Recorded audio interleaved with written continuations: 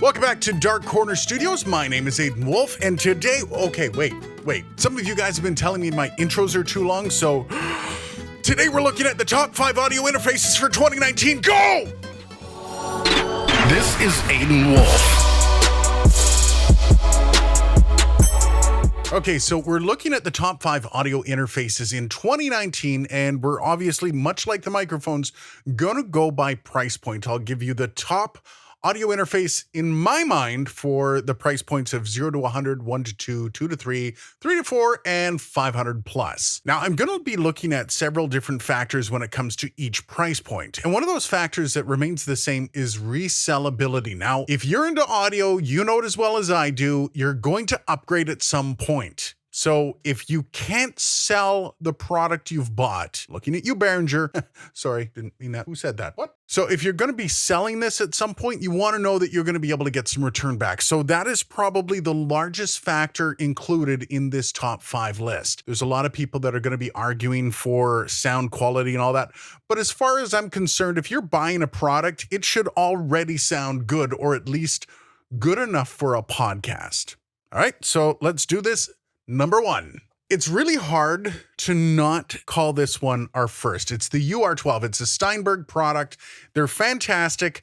The only problem that you're going to run into with this interface is it only has one input. But if you're doing an interview podcast over the internet, this will be the best bang for your buck. But if you have more than one person on your podcast that actually needs to plug into your interface, well, we're going to have to dig just a little bit deeper. For this one, I have to recommend the PreSonus AudioBox 2x2. It's a great company, it's a great price, and you also get some great software out of this. If you haven't tried Studio One, it's a phenomenal program to be able to get your podcast off the ground. There is a bit of a learning curve, but I would like to say there's a pretty good learning curve with all of the programs out there. So this is a great option to kick off any podcast with. At this price point, it's a no-brainer. Focusrite has been absolutely crushing it with their Scarlett line, and it just gets better and better every time they release a generation. The 3rd generation 2i2 is absolutely price to performance, the perfect pick at this point. I also have to hand it to Focusrite because if you want to upgrade in the future, this thing holds so much value and will resell very quickly. But there is a pro tip attached to this. Because they release newer generations as time goes on, keep your ear to the ground. And if you hear of a new generation coming out soon and you're planning to upgrade anyways, you might want to sell that before the new generation comes out so it can retain a little bit more of its value. So the 2 to 300 price point is an interesting one. While I couldn't recommend the UR12 at the 0 to 100 point, this point, the UR44 is your perfect pick. Once again, it's made by Steinberg. You really can't go wrong with that name. But this time, you end up with 4 ins and 2 headphone jacks right off the unit. And once again, it carries a really nice resale value if you decide you want to move up in the future. It's $300 to $400. You know what's going to happen, right? You know what I'm going to say. I feel like I'm a shill for Zoom sometimes. I swear to God. Am I a shill for Zoom? They're not paying me. I swear to God. I received 0 compensation from Zoom, but at this price point, it's impossible to offer anything else up except for the Zoom H5 or the Zoom H6. If you've never tried one of these, either the H5 or the H6, find yourself a store that has a pretty easy return policy or a store that rents them out. Grab one, try it out, and I guarantee you, you will fall in love. These things are absolutely amazing.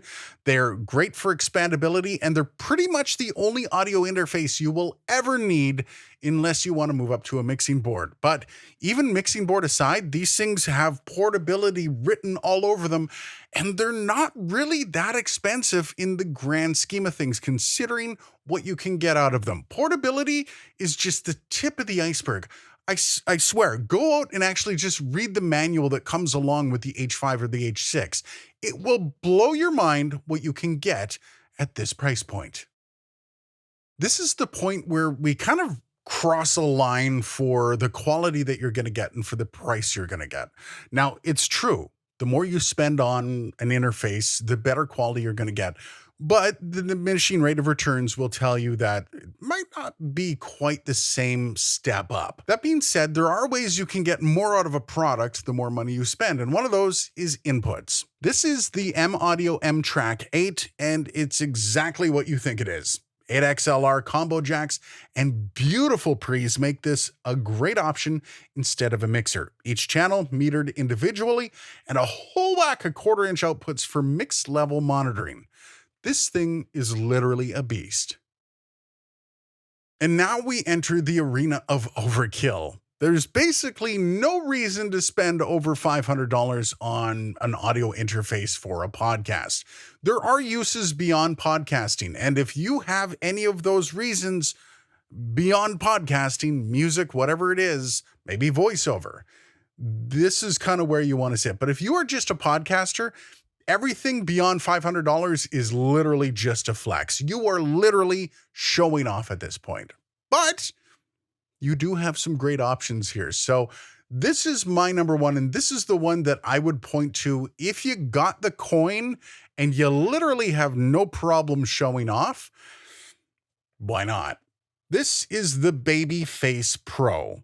It will give you some of the best sounding pre's in a small form factor, and well, let's be honest, it just looks cool. I know several voiceover artists that swear by this thing for the sound quality, so if you want the best of the best, this is pretty much what you're going to get. Now, you can spend a little bit more. You can get up into the $1,000 mark for other options, but you know what? I have never seen so much quality feedback for an audio interface as I have for this one. And when voiceover artists stand behind that product and they say, this is the best sounding quality you're going to get, that is some high praise coming from some individuals that rely on sound quality to get work. All right, that's it. If you think I missed the ultimate audio interface at any of these price points, hit me up down in the comments. Let me know which ones did I miss, which ones that you think weren't deserving to be on the list, whatever you got. And hey, if you have other ideas for videos, feel free to hit me up. Thanks for watching. Hit the subscribe button on your way out if you haven't had the chance yet. There is some exciting stuff coming for this channel. And hey, man, I'm doing this for the fun of it. Hit subscribe and come along for the ride. Have a great day, and I'll see you in the next video. All right. I'm here. My desk is a mess. Don't ask. You can't see it. No, because it's, wow. There's stuff everywhere. This place is a mess. Whew. It helps reflect some of the sound, though. That's what I tell myself. Whew. Okay, let's do this.